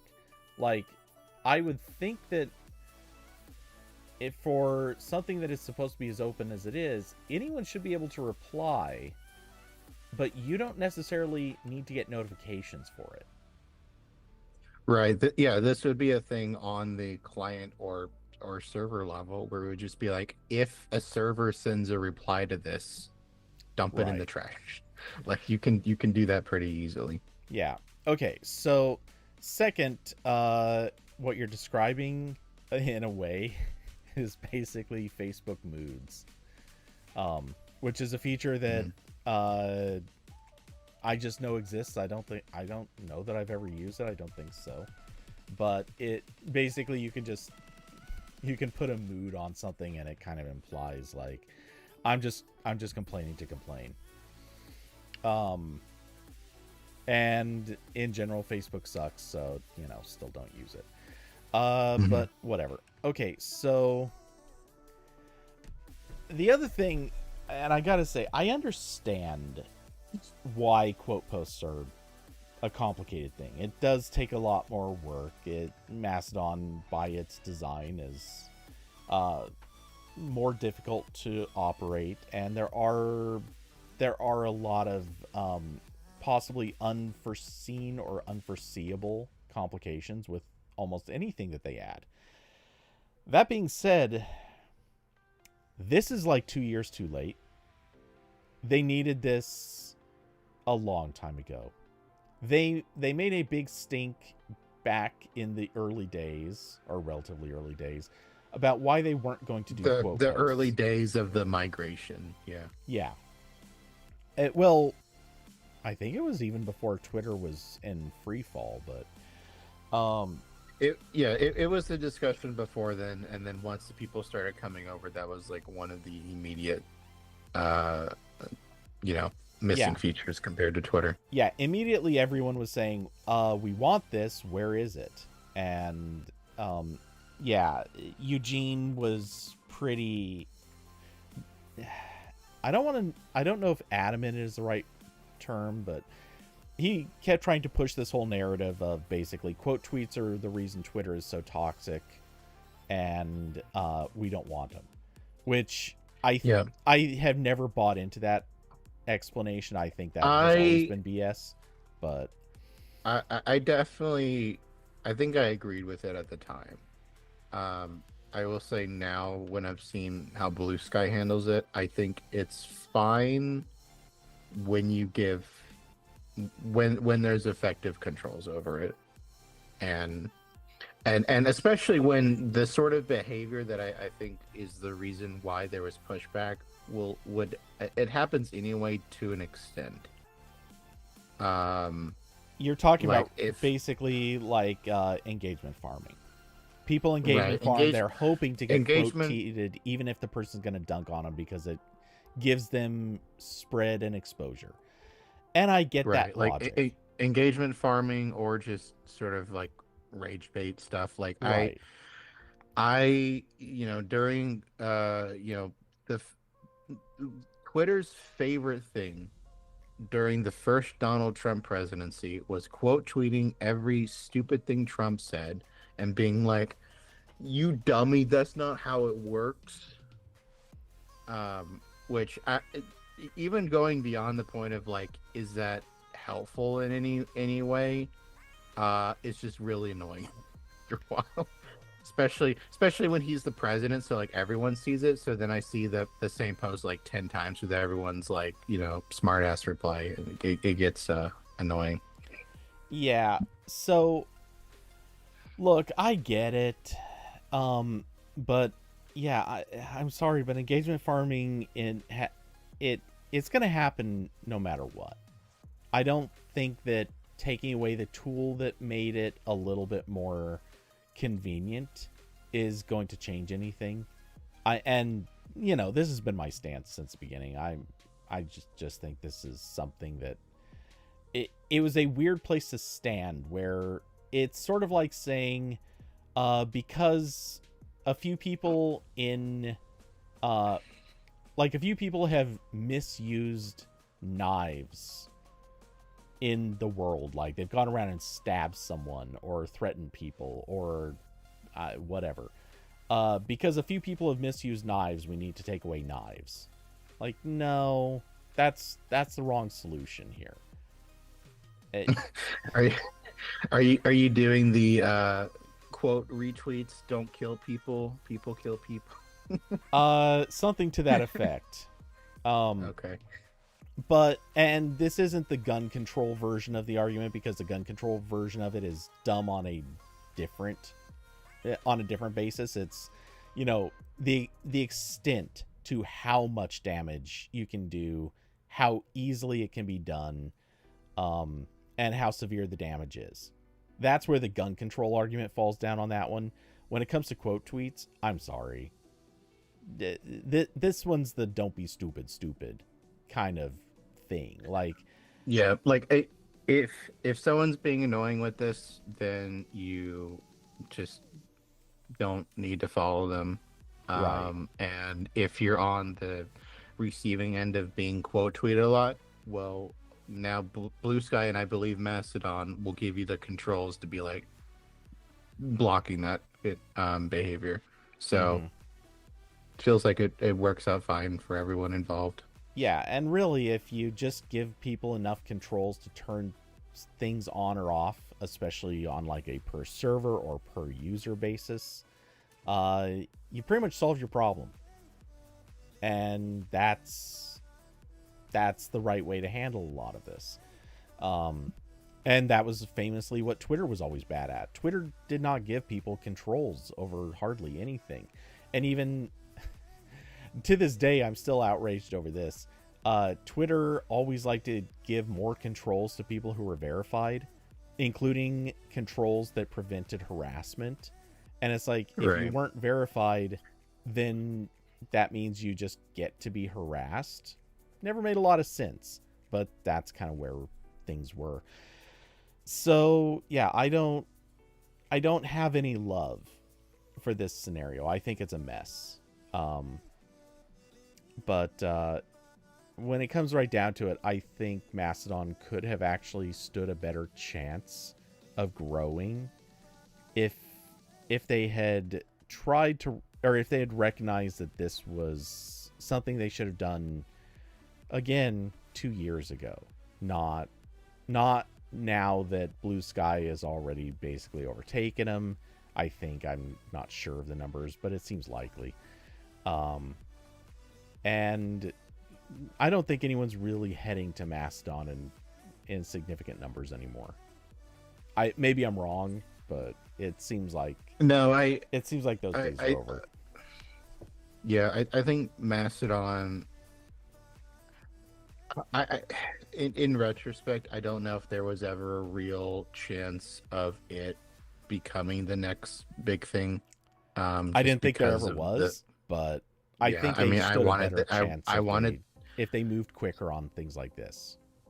Yeah, like I certainly wanted it to happen. Didn't turn out that way. There was also the like 1 month where meta might look like it would be slightly less insane and kind of elevate itself along with Mastodon using the same protocol. But I'm pretty sure now almost every Mastodon server has threads blocked because it's just where all the insane people are going now.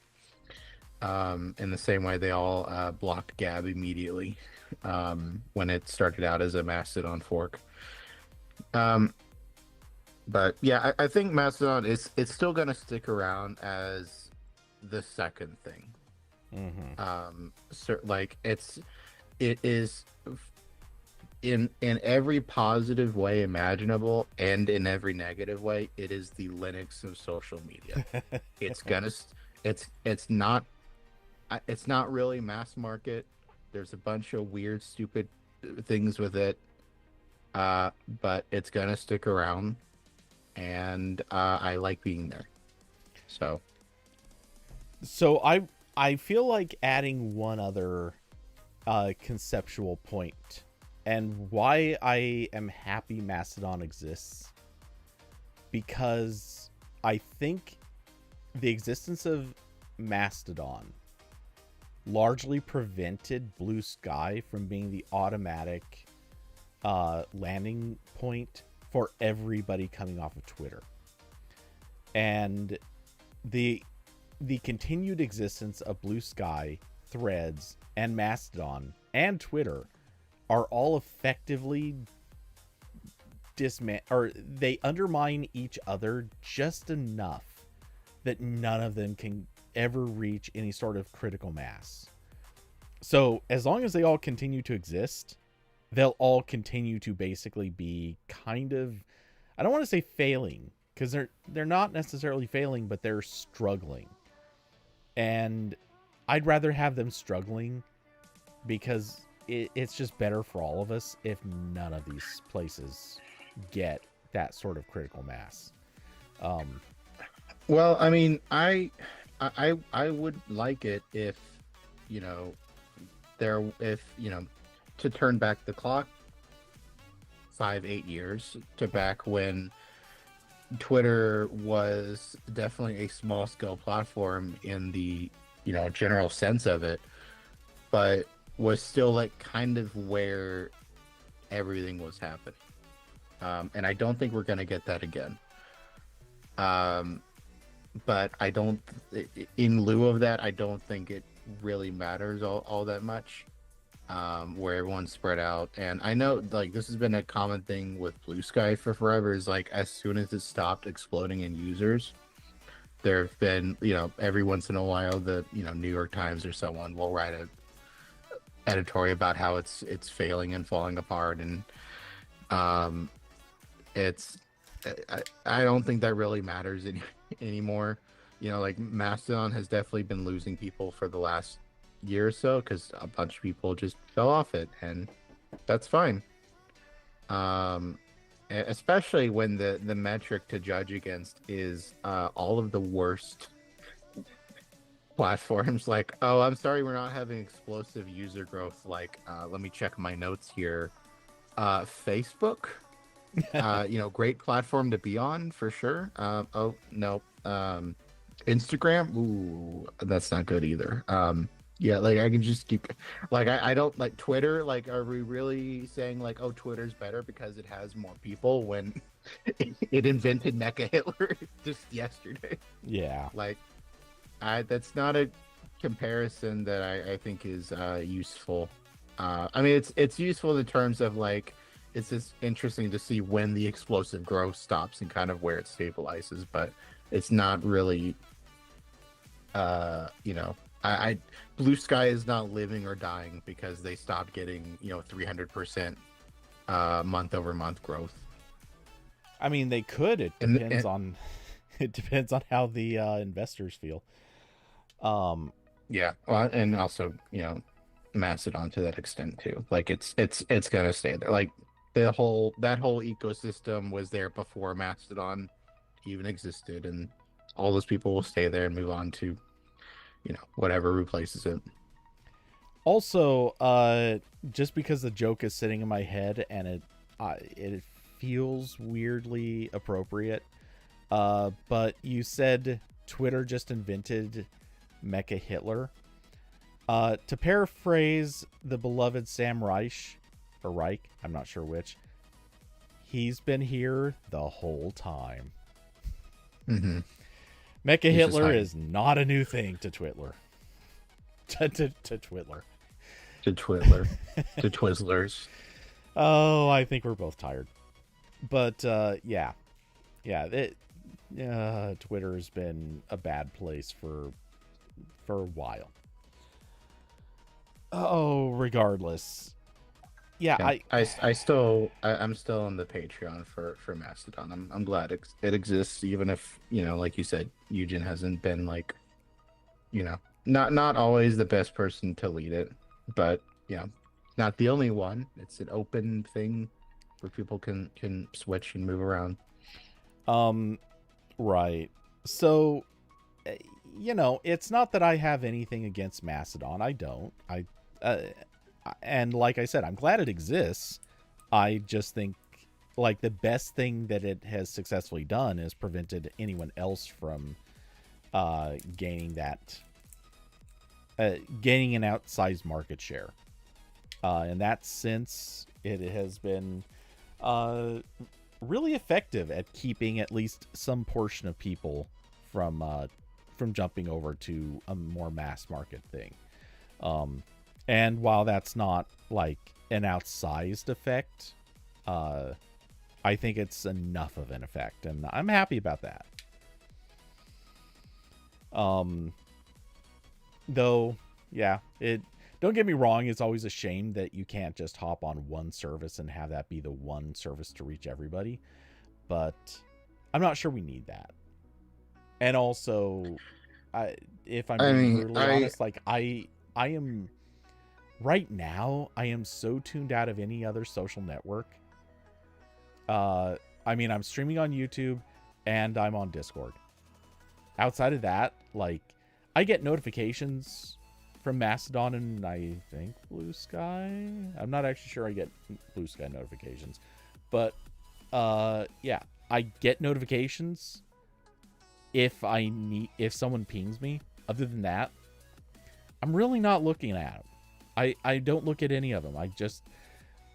There's nobody on Facebook I care to see, and for that matter, no one on Facebook that I really know is active.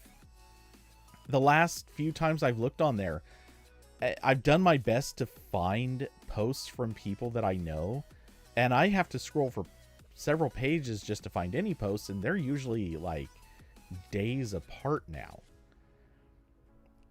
So I really think the activity on Facebook has tumbled. I'm questioning if at this point they're just faking user activity numbers. I kind of don't I'm believe that they're actually still as big as they say they are. I'm sure they are, and they've got all the AI bots that Too. pretend to be accounts. Um, But yeah, like I think it'd be cool if there was a center connecting thing, but Blue Sky and Mastodon both have pretty good APIs, so I can integrate them on my end as much as I want. And I do appreciate also, as someone who has to write about tech news, and a lot of that originates from social media, I appreciate that both Mastodon and Blue Sky have RSS feeds for every user. So when I need to integrate them both into my workflow, it's very easy. Indeed. Um, which is something Twitter had like a decade ago and then ripped out. Yeah. It's fun fact. It's something Facebook used to have too, but they took that away too. Yep. Yeah. Because that doesn't get you to open the app. Yeah. Not a lot of people remember Facebook. There used to actually be third-party apps for accessing Facebook. Those were the days. Yeah. Oh, okay. So I think we probably belabored this one enough. Yep. I need to get out of here.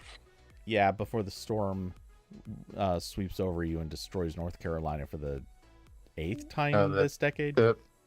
The storm's here, but I have food I need to pick up, so I have to brave the storm.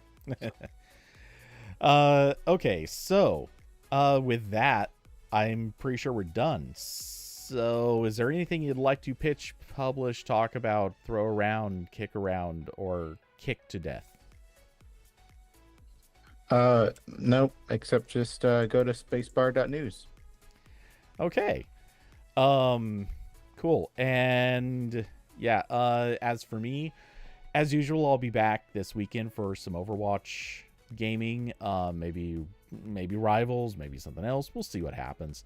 We'll be back next week to chat some more on another RambleCast. And I know I said it last week and it didn't happen because of thanks, Amazon. But I'm going to have a site up fairly soon that's basically just some affiliate links to Amazon. If you do any shopping there, click through my links and it'll give me a little bit of support for the channel. Anyway, that'll get posted to the Discord soon enough.